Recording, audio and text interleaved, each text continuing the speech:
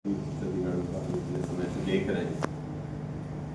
आज का जो विषय है उच्च शिक्षा में कृत्रिम बुद्धिमत्ता का शिक्षकों की भूमिका पर प्रभाव। देखिए, कहानी मेरे जहन में आती है। कहानी इस प्रकार है कि चार बहुत ही धुरंधर छात्र पूरा अपना विश्वविद्यालय से ज्ञान अर्जित करके आ रहे थे। उन्होंने देखा कि एक मृत जीव वहां पे पड़ा था। उन्होंने फटाफट कहा, यार हमारे पास वो विद्या है, क्यों ना इसको जिंदा किया जाए। उसमें से एक ने कहा, अरे नहीं भाई, मुझे थोड़ा सा समय दो, मैं पेड़ पे चढ़ जाता हूँ। वो हंसने लगे, कहीं तू डरपोक, तू चढ़ जा। जैसे उन्होंने अपनी वो पूरी जो जानकारी थी उससे उस जीव को जिंदा कर दिया, जो कि शेर था, वो उसी समय खा गया और वो बेचारा जो चौथा था वो आंसू बहाता रहा।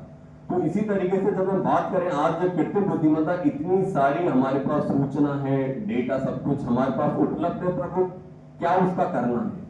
तो ये जो शिक्षक की भूमिका अति या संवेदनशील हो जाती है कि किस तरीके से वो प्रयोग करे।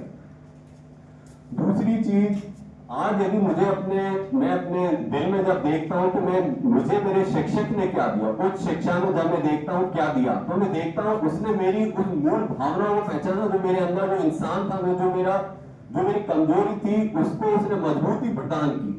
क्या ये कृत्रिम बुद्धिमत्ता से ये संभव है? ऐसा कहीं भी संभव नहीं है। आज जब मैं किसी कोने में खड़ा था, मैं अपनी पृष्ठभूमि के कारण एक दीनहीन बन के खड़ा था कि शायद मैं ये कर नहीं सकता।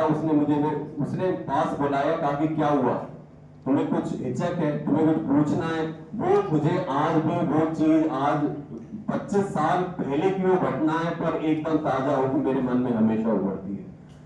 जहां कृत्रिम बुद्धिमत्ता हर चीज को एक डेटा के रूप में देखता है, वो सभी को बराबर कर देता है, वहीं पे शिक्षक की जो भूमिका है वो हर एक में वो खुद ही देखता है। वो आपके अंदर वो जो, जिसे हम कहेंगे, वो ईश्वर की जो अनोखी कृति है, वो उस स्तर पे आपको देखता है, उसको लाने में मदद करता है कि आप किस तरीके से, क्योंकि व्यवसाय रूप में, पढ़ाई के रूप में कैसे आप उसको ला सकते हैं। और एक बहुत जरूरी चीज कि हम बात करते हैं कि आज मैं यहीं पे बैठा था, बहुत देर से इस कमरे में कई छात्र थे, कई जो प्रतियोगी थे, वो बिल्कुल वहां पे अपने मोबाइल में देख रहे थे क्या जानकारी लेनी है, क्या लेना है। आप देखिए, आप स्वयं जानकारी का भंडार है, आपको कोई जरूरत ही नहीं है। केवल जो शिक्षक वो आत्मविश्वास देता है कि अपने अंदर झांको, अपने स्वयं को जानो, जैसे कि स्वामी विवेकानंद जैसे लोगों ने बताया। मैं आपको एक चीज और कहूं कि यहाँ पे आज यहाँ मानव की जगह जो रोबोट यहाँ होते, तो कितने लोग अपने अंदर से इस विषय पर बोल रहे होते, शायद ही कोई ऐसा बोल रहा होता। यहाँ पे मैं कह देता, यहाँ पे 10 रोबोट हैं, यहाँ पे जो प्रतिभागी के रूप में कितनी जानकारी देते, मुझे औरों का पता नहीं, पर शायद मैं उसमें कभी भाग लेने नहीं आता। तो आज हम बात करें, पर ऐसा नहीं है कि कृत्रिम बुद्धिमत्ता ने कई चीजों को आसान बना दिया है। जैसा कि कई लोगों ने बताया, मूल्यांकन आज कहीं आसान हो गया है। हमें केवल एक एक्सेल शीट बनानी होती है, उससे रिजल्ट बनाना, तभी हम ये बाकी सब चीजों में समय निकाल पाते हैं। आज कोई भी जानकारी, आज कई छात्र दूर रहते हैं, कई छात्र चल नहीं सकते, देख नहीं सकते, सुन नहीं सकते।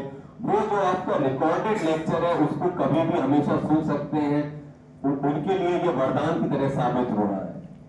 आज हम बात करें, कई जो छात्र हैं जो हिचक के कारण, आज छात्र संख्या काफी बढ़ गई है, 100 के ऊपर है, तो वो आपका रिकॉर्डेड लेक्चर जो वो आराम से गांव में रह के, अपने कमरे में रह के आराम से सुन सकते हैं। तो कृत्रिम बुद्धिमत्ता का कहीं ज्यादा उपयोग है, पर उससे भी ज्यादा एक शिक्षकों के ऊपर जिम्मेदारी आ गई है कि वो अपने छात्रों को दिशा दें, स्वयं अपने अंदर के उस मौलिकता, अपने उस जो उनका स्वयं है, उसको जगा के। धन्यवाद।